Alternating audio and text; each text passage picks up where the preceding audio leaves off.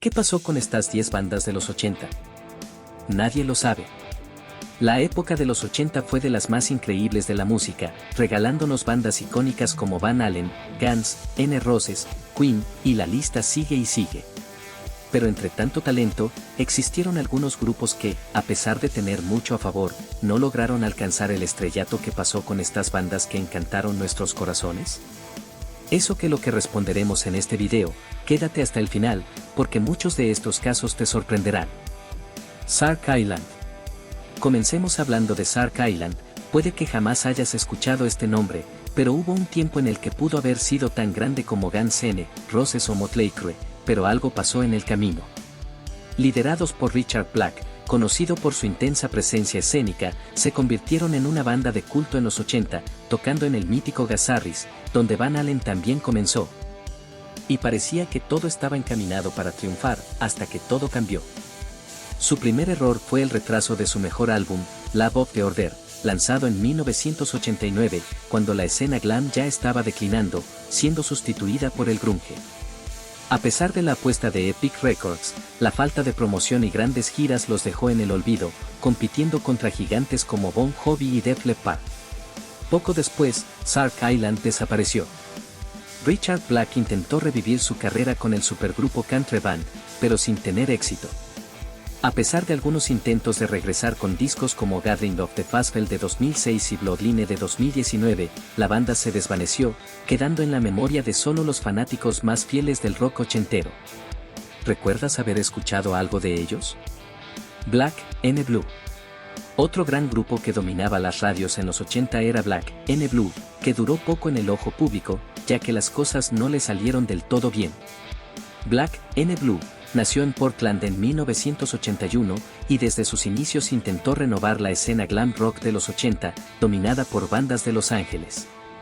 Con Jaime St. James en la voz y Tommy Sayer en la guitarra, crearon un sonido potente que llamó la atención de Geffen Records.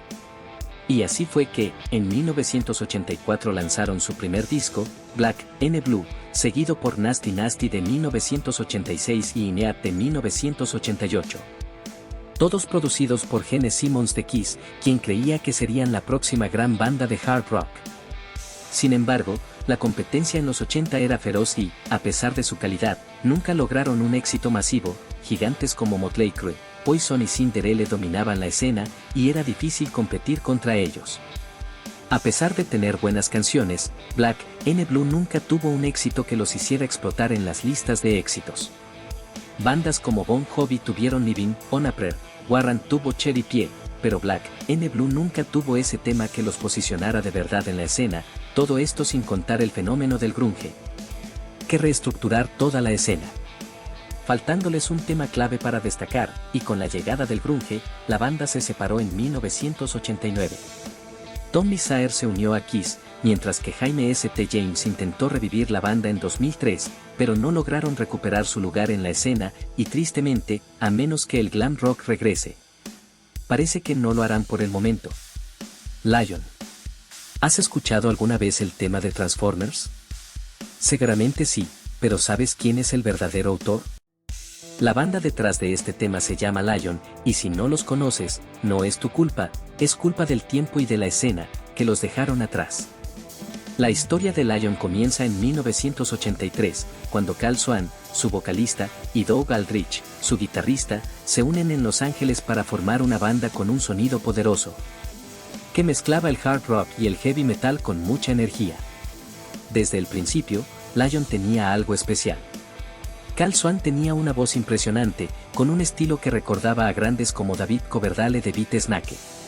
Y seguramente, ya te haya sonado el nombre de Doug Aldrich, ya que más adelante se convertiría en un guitarrista de renombre, tocando con Beat Snake y Dio.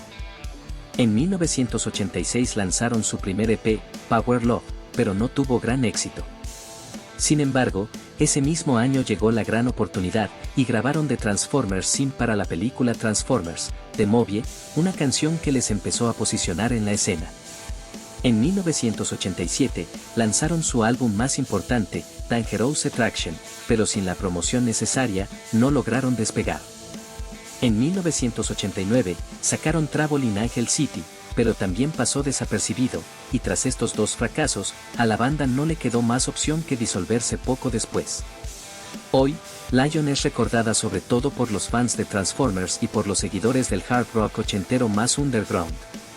Fueron una banda con mucho potencial, pero que quedó atrapada en la enorme cantidad de bandas de la época que nunca lograron despegar por completo. Los amantes de Lola. La escena del rock en español en su mejor momento también sufrió casos de este tipo. Entre tanto talento, tristemente, algunos se quedaron solo en promesas, y tal es el caso de los amantes de Lola. Una banda mexicana que pudo haber sido tan grande como Fobia o Caifanes. Desde el inicio, destacaron por su estilo teatral y sus envolventes riffs, lo cual les permitió ser finalistas en el segundo concurso de rock en tu idioma, corriendo el año 1988. Grabando entonces su primer álbum que incluía Beber de tu sangre, un clásico del rock mexicano que sonó en todas partes. En 1991 lanzaron La Era del Terror, pero no logró el mismo impacto, y con la llegada de bandas más agresivas como La Cuca y Molotov, el rock mexicano cambió de rumbo. Y los amantes de Lola quedaron atrapados en el pasado. Empezaron a ser vistos en la escena como una banda one hit wonder, ya que nunca pudieron alcanzar el éxito de Beber de tu sangre. Si la historia hubiera sido diferente, quizás hoy serían una de las bandas más grandes del rock en español. ¿Crees que merecían más reconocimiento? Fricción. Fricción fue una banda argentina innovadora en los años 80, pero quedó en el olvido a pesar de su potencial. Surgió en 1983 con Richard Coleman en la voz, Fernando Zamalea en la batería y el gran Gustavo Cerati en la guitarra, con un estilo que fusionaba el post-punk, new wave y el rock alternativo. Parecía que tenían todo para triunfar, pero el destino quiso otra cosa. Su EP debut en 1984 y el álbum Consumación o Consumo en 1986 mostraron un sonido vanguardista, pero no lograron impacto masivo. Mientras bandas como Soda Stereo dominaban la escena, Fricción era más experimental y menos accesible para el público general. Además, la inestabilidad interna de la banda también jugó en su contra. Hubo cambios en su formación a lo largo de los años. Pronto Gustavo Cerati se fue a Soda Stereo, y este tipo de cambios afectó la continuidad y su capacidad para mantenerse activos en la escena. La banda estuvo presente en algunos momentos del circuito de rock alternativo, pero su actividad fue intermitente. Los años pasaban, y la falta de apoyo mediático y su inestabilidad interna afectaron su continuidad. Finalmente, se desintegraron en 1988, justo cuando el rock argentino cambiaba de rumbo. Aunque sus miembros siguieron con otros proyectos, Fricción quedó como una banda adelantada a su tiempo, sin el reconocimiento que quizás merecía. Si las cosas hubieran sido diferentes, tal vez hoy hablaríamos de Fricción como una de las bandas más influyentes de Argentina. Pero como pasa con muchas bandas que proponen algo distinto, no siempre la historia les da el reconocimiento que merecen. White Tiger. El heavy metal ha tenido grandes representantes a lo largo de la historia, y uno de esos nombres pudo ser White Tiger, una banda que nació en los años 80 con todos los ingredientes para triunfar: talento, imagen llamativa y una gran oportunidad en la escena. La historia de White Tiger comienza en 1985, cuando Mark St. John, ex guitarrista de Kiss, decide formar su propia banda tras su breve paso por el grupo. Reclutó a David Donato en la voz, Michael Norton en el bajo y Brian James Fox en la batería. Con una alineación prometedora, la banda apostó por un heavy metal melódico, con mucha técnica en la guitarra y una estética glam que encajaba perfecto con la época. En 1986 lanzaron su único álbum homónimo, con canciones cargadas de energía, riffs afilados y la potente voz de Donato. Aunque el disco tenía todos los elementos del metal ochentero, no logró destacar en una escena dominada por bandas establecidas como Motley Crue, Rat y Dokken, y quedó en el olvido más temprano que tarde. Aunque Mark St. John tenía renombre por su paso por Kiss, su salida de la banda no fue en los mejores términos y no pudo capitalizar esa fama para impulsar White Tiger. Además, la escena del glam metal estaba saturada y, sin un hit que los hiciera destacar, era difícil sobrevivir. Otro gran problema fue la falta de continuidad. La banda no logró mantener una alineación estable y la falta de giras extensas les impidió construir una base de seguidores sólida. Tras el fracaso comercial del álbum, White Tiger se disolvió rápidamente, dejando su carrera en el aire. Hoy, White Tiger es recordada como un proyecto efímero con potencial, pero que nunca tuvo la oportunidad de brillar. Si las cosas hubieran sido diferentes, tal vez estaríamos hablando de ellos como una banda destacada del metal de los 80, pero en una época tan competitiva, no bastaba con talento, también se necesitaba suerte, promoción y el apoyo adecuado. Shooting Star. Shooting Star es otra de esas bandas que parecían destinadas al éxito, pero que, por distintas razones, nunca alcanzaron la fama que merecían. Con un sonido que mezclaba hard rock, progresivo y melodías sofisticadas, tenían todo para triunfar. Sin embargo, hoy son recordados solo por un grupo selecto de seguidores del rock clásico. Formados a finales de los 70 en Kansas City, la banda incluía a Van M. C. Laine en la guitarra y voz, Gary West en los teclados, Ron Berlin en el bajo y Steve Thomas en la batería. Su estilo, con arreglos sinfónicos y armonías vocales, los acercaba a Kansas o Boston, pero con una identidad propia. En 1980, fueron la primera banda estadounidense en firmar con Virgin Records y lanzaron su álbum debut, Shooting Star. Canciones como Last Chance y You've Got What You Need recibieron buena acogida en la radio, y el futuro parecía prometedor. Durante los siguientes años, lanzaron álbumes como Hang On For Your Life y Burning, manteniendo la calidad, pero sin lograr un gran hit, y allí la situación comenzaría a verse comprometida. Su sonido estaba entre el hard rock y el progresivo, sin un nicho claro, mientras bandas como Journey y Foreigner dominaban el mainstream. Además, Virgin Records nunca los promovió lo suficiente y los constantes cambios en la alineación, especialmente la salida de Gary West en 1984, afectaron su continuidad. Aunque nunca alcanzaron el éxito masivo, Shooting Star dejó un legado de excelentes canciones que aún son apreciadas por los fanáticos del rock de los 80. Quizás solo les faltó una pizca de suerte para llenar estadios alrededor del mundo. Raw Cut.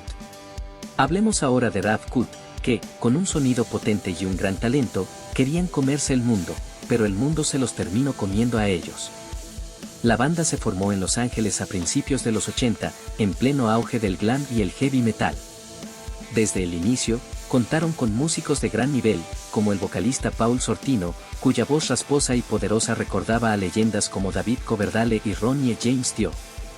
De hecho, la conexión con Dio fue clave en sus primeros pasos, ya que su esposa, Wendy Dio, se convirtió en su manager, ayudándolos a conseguir su primer contrato discográfico. En 1985, Raw Cut lanzó su álbum debut homónimo, con canciones como Take Care y Dreamin' Again, que mostraban su combinación de melodías pegajosas y riffs agresivos. Aunque el disco tuvo buena recepción en la escena metalera, no logró destacarse frente a bandas como Rat, Dokken o Quiet Riot, que dominaban las radios y MTV. Justo esa fue la principal razón por la cual empezó su declive. El mercado estaba tan saturado de bandas con un sonido similar, que era difícil destacar, y sin un hit claro, aún más. Aparte de ello, la banda sufrió cambios internos, con la salida de Paul Sortino en 1987 para unirse a Quiet Riot. Esto afectó su continuidad, y sin el respaldo de una gran disquera o un hit en los charts, terminaron disolviéndose poco después. A pesar de todo, Raw Cut dejó un legado dentro del metal ochentero.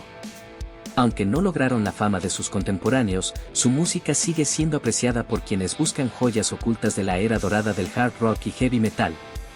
Solo les faltó un poco de suerte y consistencia para alcanzar el estrellato. King's X. King's X pudieron ser los reyes del género, y aunque no lo lograron, dejaron una huella imborrable en la historia del rock. Su estilo único, que mezclaba hard rock, progresivo, soul y armonías vocales al estilo de The Beatles, los hizo una banda difícil de encasillar, y a pesar de ser sumamente innovador, justo esto les terminó jugando en contra. Formados a finales de los 70 en Springfield, Missouri, encontraron su sonido en los 80 con Doug Pinnick, Tai Tabor y Jerry Gaskill.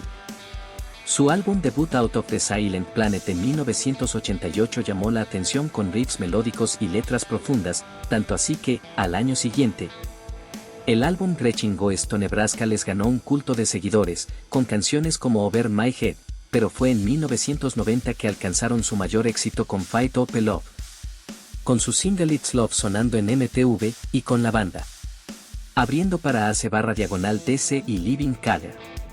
Pero el mercado nunca les favoreció.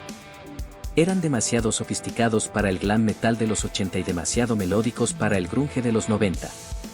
Su imagen tampoco encajaba en los estereotipos del rock, y su sello discográfico no supo cómo venderlos.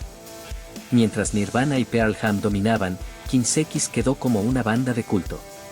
Aún así, su influencia sigue viva en grupos como Alice in Chains y Soundgarden. No llenaron estadios, pero dejaron una huella en el rock, y nuevas generaciones siguen descubriendo su música. Y.I.T. Cerramos nuestro recorrido con Y.I.T., que lo tenía todo para ser una banda gigante, pero nunca logró el reconocimiento masivo dentro del hard rock y el heavy metal. Y a pesar de influir en muchas bandas que vinieron después, nunca pudieron capitalizar su talento como si hicieron los demás. Formados en los 70 en California, originalmente como Yesterday y Today, acortaron su nombre y encontraron su identidad en los 80 con discos como Earthshaker de 1981. Black Tiger de 1982 y Mean Streak de 1983. Sus presentaciones en vivo eran explosivas y su base de fans crecía de a poco, pero nunca lograron romper la barrera comercial. Su mayor obstáculo fue la falta de apoyo discográfico y de un hit masivo que los llevara al mainstream. Aunque temas como Forever y Summertime Girls lograron cierto reconocimiento, no fue suficiente. Tampoco encajaban en la imagen exagerada del glam metal, lo que dificultó su promoción, simplemente, no encontraron su lugar en el mundo. La llegada del grunge en los 90 terminó de matar su trayectoria, pero nunca dejaron de tocar. A pesar de no alcanzar la fama internacional, su legado sigue vivo en las bandas que lo citan como influencia y en los fans que aún disfrutan su auténtico hard rock. Y así llegamos al final de este recorrido. ¿Cuál de estos casos te sorprendió más? Déjanos tu opinión en comentarios. Si te gustó este video, no olvides apoyarnos con tu like y suscripción. Activa la campanita para que no te pierdas ninguno de nuestros nuevos videos. Gracias por acompañarnos, y nos vemos en una próxima ocasión.